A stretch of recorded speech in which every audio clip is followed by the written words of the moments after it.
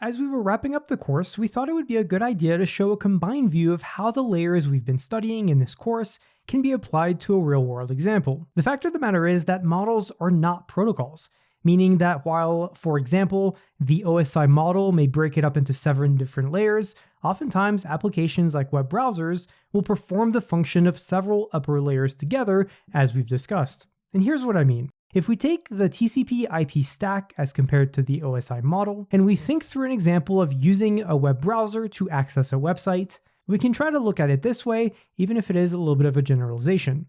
Again, we have layer 5, which is the application layer, and which includes application, presentation, and session layers from the OSI model. Here, the browser will typically handle all of these functions. So if you go to a website using your browser, again, the browser will handle these.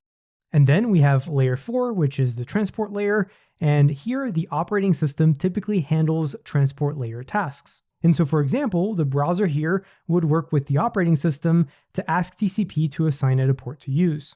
Then we have layer 3, which is the internet layer, and as you remember, this is where the router is king.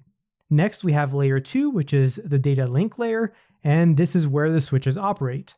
And finally, we have layer 1, which is the physical network layer, and this is where the modems and cables transfer the bits. Of course, once this step of the equation is complete, the process starts over in a reverse order to complete the transfer on the receiving end.